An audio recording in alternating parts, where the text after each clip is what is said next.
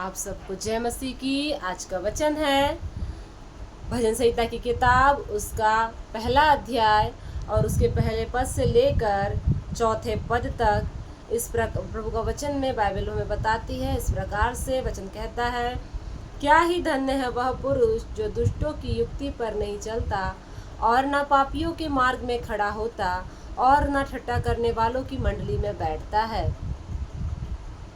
परंतु वह तो यहोवा की व्यवस्था से प्रसन्न रहता और उसकी व्यवस्था पर रात दिन ध्यान करता रहता है।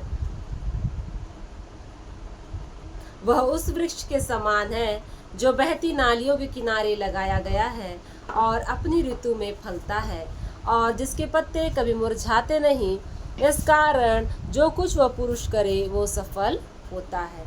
मेरे प्रिय लोगों, भजन संहिता 1 में हमें बताता है कि एक धर्मी व्यक्ति, उसके जीवन से परमेश्वर की क्या इच्छा है और एक धर्मी व्यक्ति का जीवन कैसा होना चाहिए।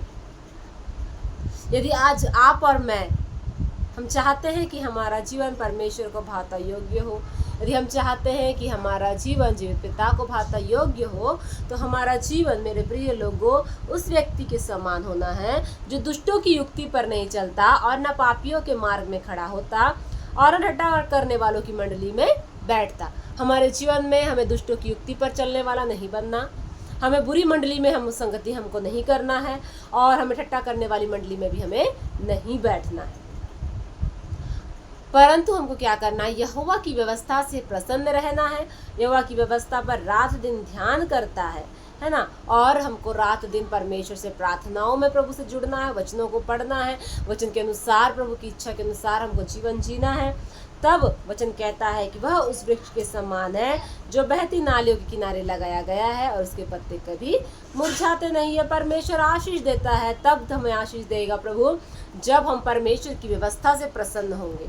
हम अपनी जीवन की व्यवस्था के द्वारा परमेश्वर को प्रसन्न करना चाहते हैं मेरे प्रिय लोगों, लेकिन परमेश्वर चाहता है कि हम परमेश्वर की व्यवस्था के अनुसार चले और परमेश्वर हमसे प्रसन्न हो। जब परमेश्वर पिता हमसे प्रसन्न होते हैं तो हमें वो ऐसा वृक्ष बनाते हैं, ऐसा जीवन हमारा होता है कि हमारे जीवन में जिस प्रकार यहाँ पर एक उदाहरण दिया गया, जिस प्रकार एक पेड़ को बहती नाली के किनारे लगाया गया होगा, तो क्या होगा, बहती नाली के किनारे जब लगाया गया होगा एक पेड़, तो वो होगा अपनी ऋतु में वो फलेगा और उसके पत्ते कभी नहीं मुरझाएंगे और वो पुरुष जो भी काम करेगा उस कामों में परमेश्वर उससे सफल बनाएगा।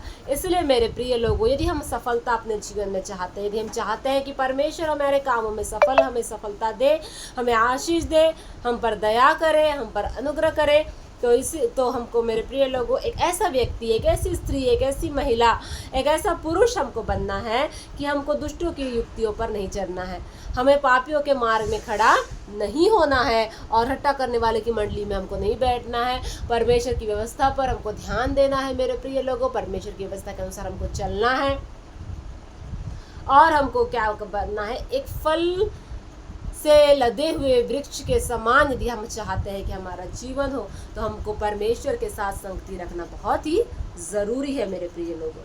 हमारी संगति जीवित परमेश्वर के साथ होनी बहुत ज़रूरी है। यदि हमारी संगति जीवित परमेश्वर के साथ होगी तो परमेश्वर हमें फलवंत करेगा, आशीषित करेगा। परमेश्वर ने जब आदम को बनाया, प्रभु ने कहा फलो फूलो और पृथ्वी पर फैल जाओ। परमेश्वर आजकल और युगानुयुग एक सा परमेश्वर है और वही आशीष को वो हमारे जीवन के लिए भी देना चाहता है।